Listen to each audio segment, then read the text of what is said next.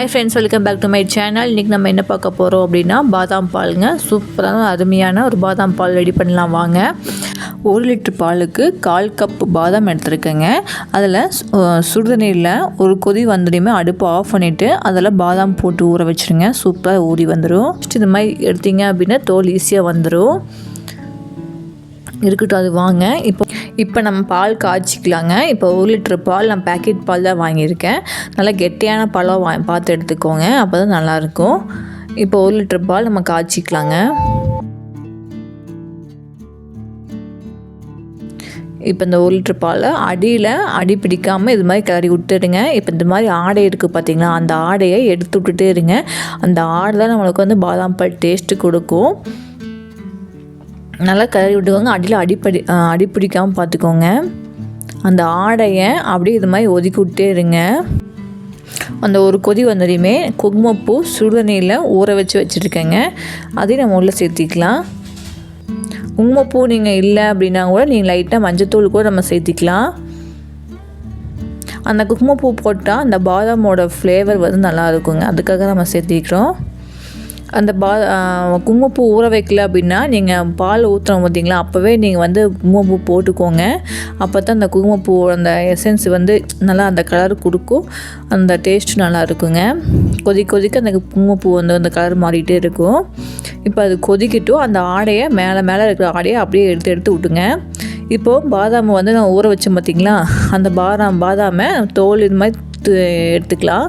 இது மாதிரி நசுக்கி எடுத்திங்கனாலே தோல் தனியாக வந்துடும்.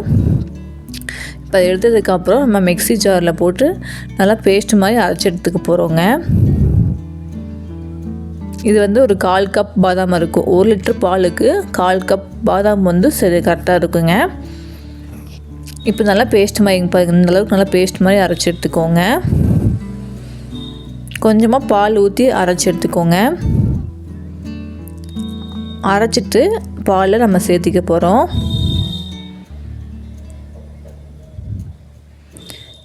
உங்களுக்கு கொஞ்சம் குறகுறப்பாக வேணாலும் நீங்கள் கொஞ்சம் குறகுறப்பாக அரைச்சிக்கோங்க பாதாமை. அப்படி இல்லைன்னா நல்லா பேஸ்ட் மாதிரி அரைச்சிக்கோங்க. நான் குறகுறப்பாக தான் கொஞ்சம் அரைச்சி எடுத்துருக்கேன். அதுக்கப்புறம் 1 லிட்டர் பாலுக்கு 1 கப்பு சர்க்கரை போதுமானதாக இருக்குங்க. அப்படி சர்க்கரை மறுபடி பத்தலினா மறுபடி சேர்த்திக்கோங்க. இப்போ நான் 1 கப்பு போட்டு மறுபடி ஒரு 2 டேபிள் ஸ்பூன் போட்டிருப்பேங்க.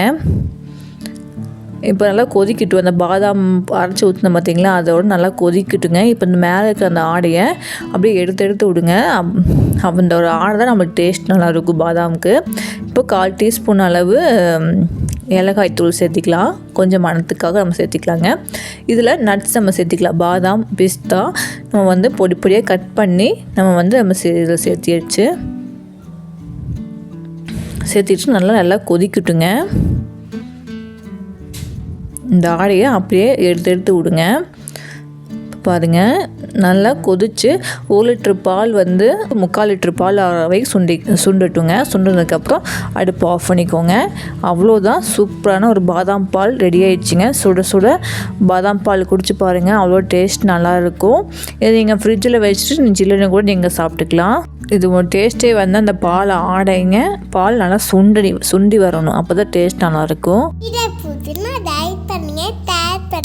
கமெண்ட் பண்ணுங்க, சப்ஸ்கிரைப் பண்ணுங்க. பாய் பாய்.